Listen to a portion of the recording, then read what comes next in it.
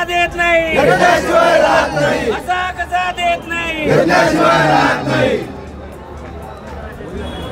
માટે दर्यापूर तालुक्यामधून आलेला वाघाडी बॅरेज तिथे झालेला आहे आणि ही संपूर्ण जी मंडळी आहे ही एका तालुक्यातली नाही, संपूर्ण विदर्भामधली मंडळी आहे।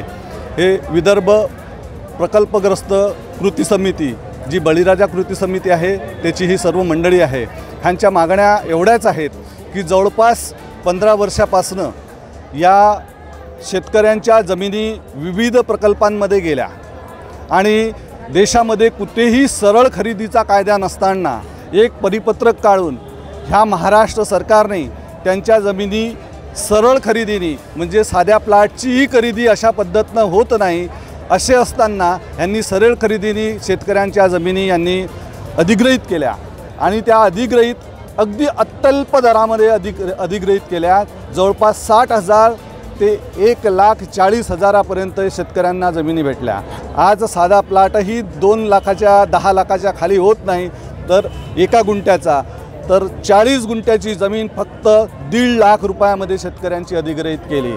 असे असतानाही गव्हर्नमेंटमध्ये प्रकल्पग्रस्तांना रिझर्वेशनची तरतूद आहे, फक्त 5% रिझर्वेशन दिल्या जाते आणि देशभरामध्ये आणि महाराष्ट्रामध्ये प्रकल्पग्रस्तांची संख्या जास्त असताना आमची अशी मागणी आहे की प्रकल्पग्रस्तांच्या मुलाला 15% प्रकल्पग्रस्तांना 15% रिझर्वेशन असावं आणि त्यांच्या ज्या जमिनी 60,000 ते 1,00,000 लाखापर्यंत गेल्यात त्यांना वाढीव मोबदला जर समृद्धीच्या जमिनी 28 लाख रुपयांनी तुम्ही अधिग्रहित करता तर आमच्या का जमिनी 60,000 रुपयांनी किंवा 1.5 लाख रुपयांनी तुम्ही अधिग्रहित केल्या? हे तुमची सरकारच्या लोकांची चूक आहे आणि ते मान्य करून आम्हाला आमचा मिळालेला जो मोबदला आहे त्यापेक्षा जास्त मोबदला पुन्हा तुम्ही द्यावा तशी तरतूद करावी आणि त्यांच्या पाल्यांना सरकारी नोकऱ्यांमध्ये सामावून घेण्यात यावं आणि ते जे आरक्षण 5% आहे हे 15% करावं। आणि तिसरी अशी मागणी आहे की जर तुम्ही त्या प्रकल्पग्रस्तांना ज्यांच्याकडे सर्टिफिकेट आहे त्यांना जर तुम्ही सरकारी नोकरी देऊ शकत नसाल तर त्यांचं ते सर्टिफिकेट घ्यावं, डिसॉल्व करावं आणि त्यांना एक रकमी 30 लाख रुपये त्याच्या पाल्याला किंवा त्या प्रकल्पग्रस्तांना देण्यात याव्या, जेणेकरून त्याला जर नोकरी मिळत नसेल तर त्या 30 लाख रुपयामध्ये तो त्याचा स्वतःचा उद्योग कमी जास्त प्रमाणात निर्माण करेल। एवढ्या फक्त रास्त मागण्या जवळपास 20 वर्षापासून हे प्रकल्पग्रस्त करतायत, पण सरकार हे गेंड्याच्या कातडीचं सरकार।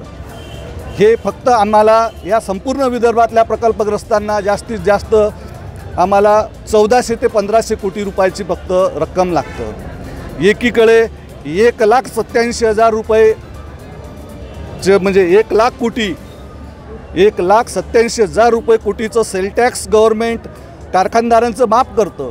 आमची तर फक्त 1.5 लाख म्हणजे जवळपास 1,500 कोटीचीच फक्त मागणी आहे, 1500 कोटीची फक्त मागणी आहे आणि एवढ्याशा छोट्याशा मागणीसाठी सरकार 20 वर्षापासून आम्हाला पीडत आहे, नाडवत आहे, अलग अलग बोलवण्या करतो आहे। जवळपास 10 म्हणजे मागच्या 2 महिन्याच्या आधी 10 दिवसात आमची तुमची मीटिंग लावू आणि तुमच्या सगळ्या मागण्या ज्या आहेत ह्या मान्य करू असं सरकारने सांगितल्यानंतर जवळपास 2 महिन्यापासून आहे।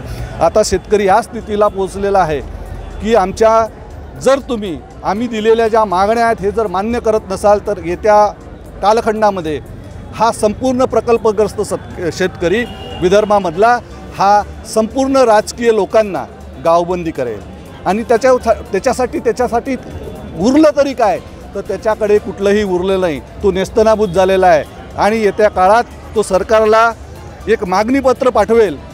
आता आम्ही नेस्तनाबूत झालेलो आहोत, आम्ही खलास झालेलो, आता आमच्या फक्त किडन्या आणि अवयव उरलेले आहेत, तर तुम्हीच तुमच्या जसा आमच्या जमिनीचा भाव तुम्ही ठरवला तर तुम्हीच आता आमच्या अवयवाचा भाव ठरवा आणि त्याची विक्री करा, एवढं या शेतकऱ्यांचं म्हणणं आहे। सरकार जर ऐकत नसेल तर आम्ही त्यांना गावबंदी करू आणि जो काय संविधानिक मार्गाने आम्हाला घटनेने अधिकार दिला त्या मतदानाचा अधिकार करून आम्ही जे राजकीय लोक आहेत, आम्ही कुठल्या पार्टीचे नाही, आम्ही कुठल्या राजकीय पक्षाशी संबंधित नाही, आम्ही त्यांना त्यांची जागा दाखवू। बस एवढं शेतकऱ्याचं संपूर्ण विदर्भामध्ये आम्ही सगळे विदर्भातले लोक आहोत. महाराष्ट्रामध्ये अनेक निकष लावले, वेगळे निकष लावलेत. एकीकडे 28 लाख रुपये पर एकर जमीन दिल्या जाते आणि एकीकडे 60,000 रुपयाने जमीन घेतल्या जाते. हे विदर्भातल्या लोकांवर अन्याय का?